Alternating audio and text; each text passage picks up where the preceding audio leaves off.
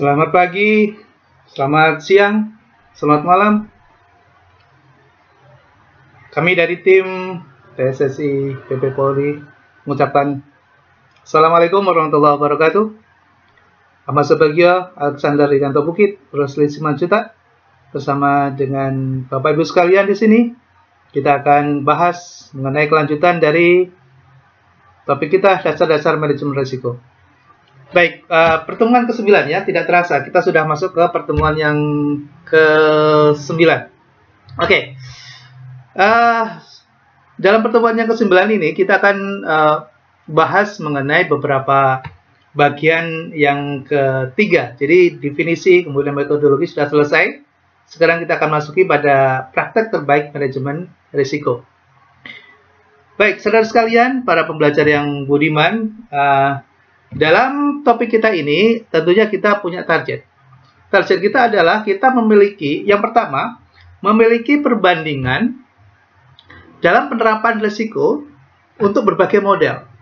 Jadi dalam penerapan manajemen risiko ini ada beberapa the best practices ya dari beberapa organisasi yang sudah menerapkan dan kemudian mengambil sebagai sebuah panduan dan acuan dalam rangka untuk penerapan manajemen risiko ini dalam organisasinya.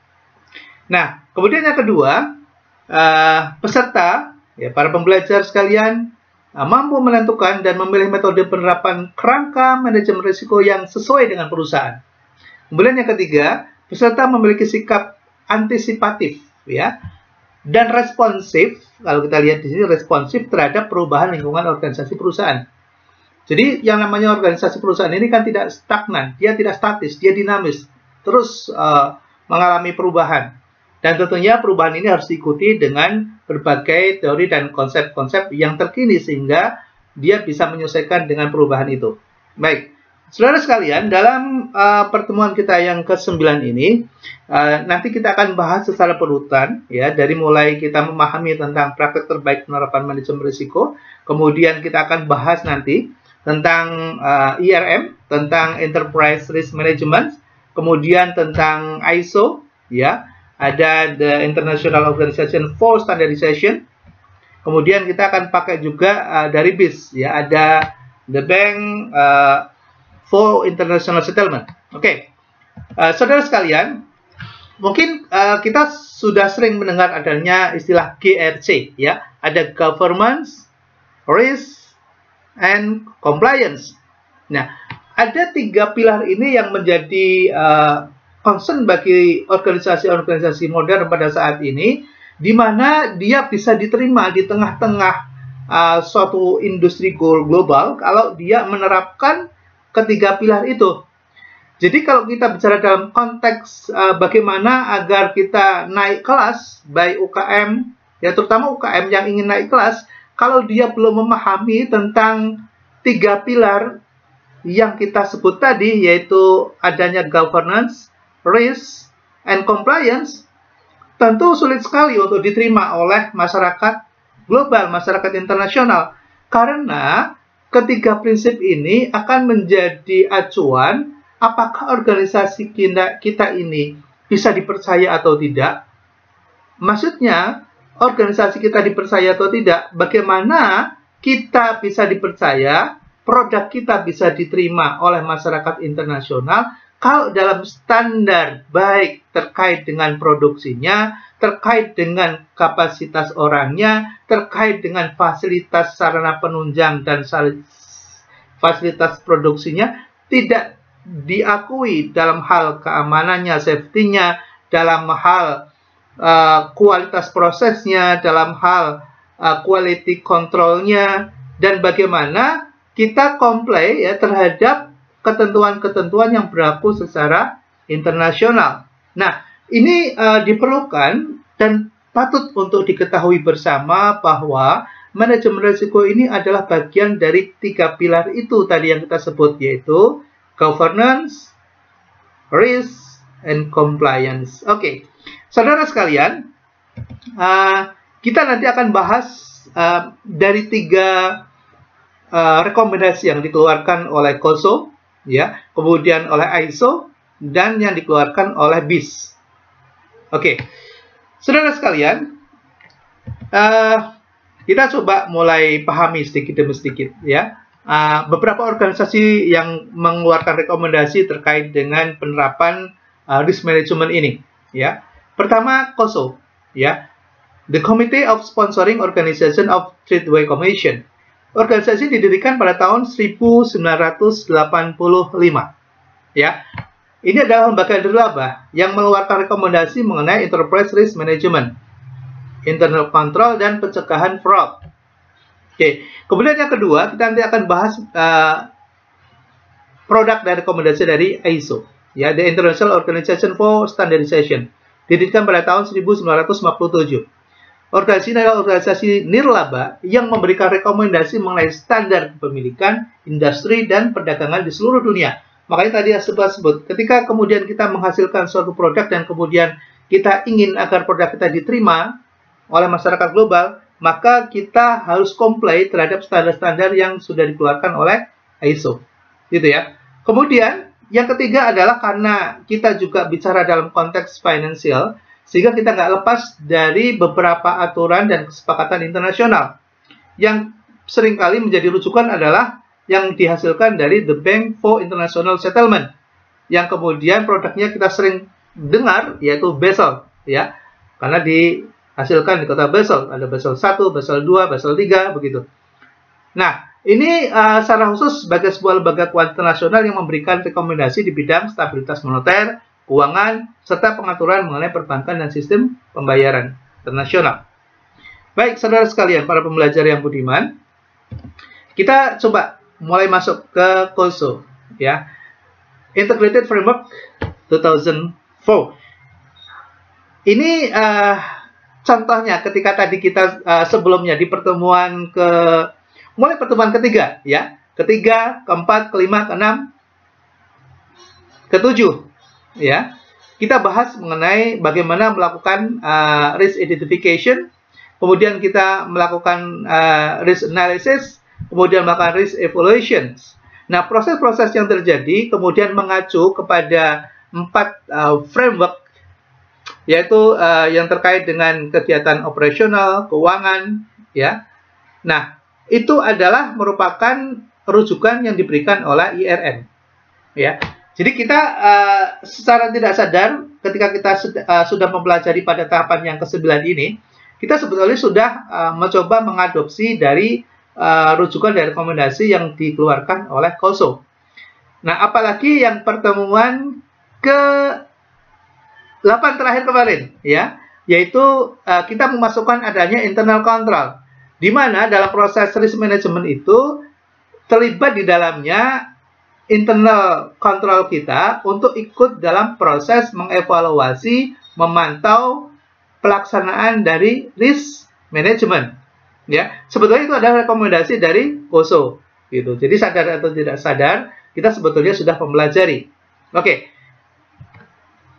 COSO memberikan definisi tentang risk management, yaitu proses yang dipengaruhi oleh board of directors, manajemen, dan personel lain dalam entitas, diterapkan pada pembentukan strategi dan seluruh bagian perusahaan, dirancang untuk mengidentifikasi kejadian potensial yang dapat memengaruhi entitas dan mengelola risiko yang selaras dengan entitas untuk menyediakan jaminan yang wajar terhadap pencapaian tujuan dari entitas.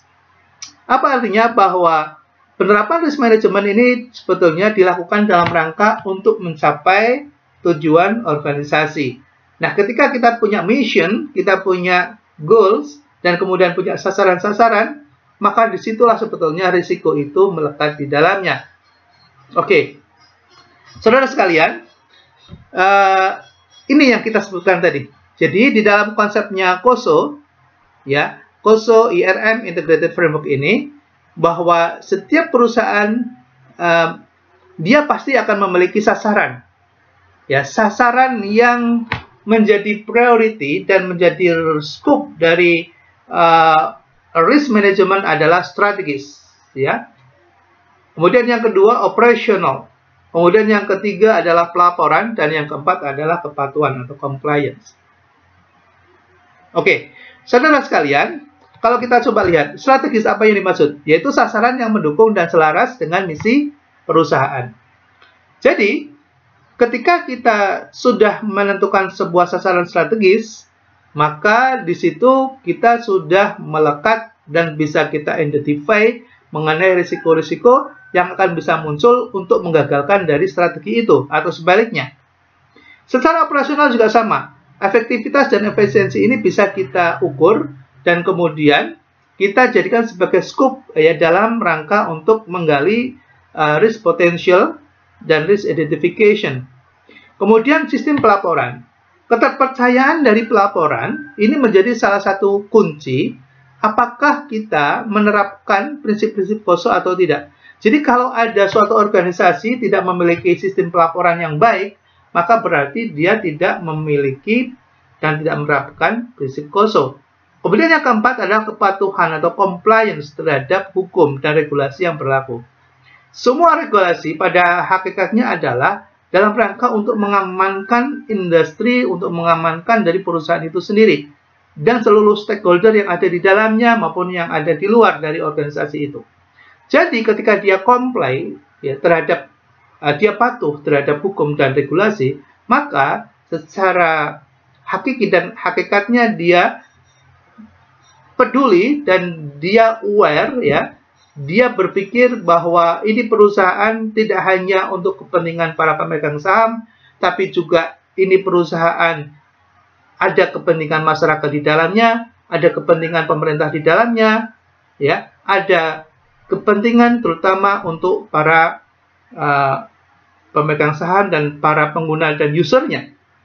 Oke, jadi saudara sekalian, KOSO IRM Integrated Framework ini menjadi salah satu rujukan yang dijadikan dalam penerapan risk management pada tahapan awal. Oke, saudara sekalian, dalam penerapan KOSO IRM Integrated Framework ini ada 8 komponen. Ya, ada 8 komponen. Jadi ada 8 komponen. Yang pertama adalah lingkungan internal, yaitu mengidentifikasi kondisi internal perusahaan. Meliputi apa? Kekuatan dan kelemahan serta pandangan entitas terhadap risiko dan manajemen. Oke. Kemudian yang kedua, penetapan sasaran. Ya, penetapan sasaran. Sasaran kegiatan manajemen risiko harus sejalan dengan sasaran dari perusahaan serta konsisten dengan risk appetite perusahaan. Ya. Kemudian yang ketiga, identifikasi kejadian.